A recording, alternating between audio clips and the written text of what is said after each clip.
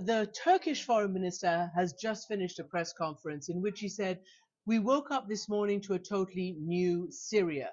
The Assad regime has fallen, it's over." This wasn't just 50 years of dictatorial rule, it was one family rule that had a lock on Syria for the last 5 decades. And this all spiraled and started back in 2011, about 13 years ago, along with the Arab Spring, when the Syrians, young Syrians, in the town of Deraa tried to, protest the Assad government. They weren't even calling him to be overthrown by that. And they just wanted democracy, freedom, the kind of things young people want.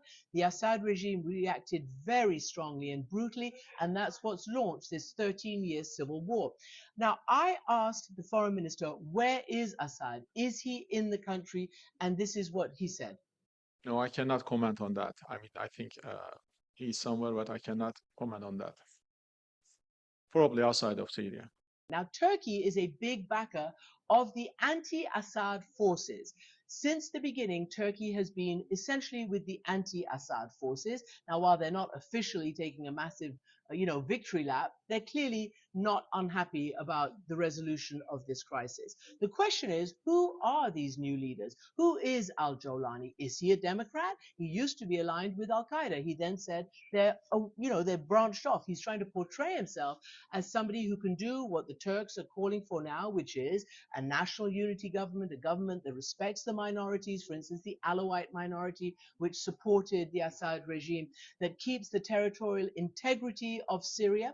So that's for that. Now, the big picture in the region is that Iran and Russia were the main Assad backers. The minute they saw Aleppo and the others falling over the last week, they pulled back their support. Iran has been moving its troops and its foot soldiers on the ground out of Syria, and the Russians are saying we no longer support Assad, but the Russians are still there because they have a warm water port on the Mediterranean there. So now, all these regional governments, the regional nations, and including the United States, are trying to figure out what is the best way forward for Syria. It's clearly a changed situation with Iran weakened after the Israeli attacks, with Iran weakened after the degradation of Hezbollah, with Russia weakened because of the war in Ukraine.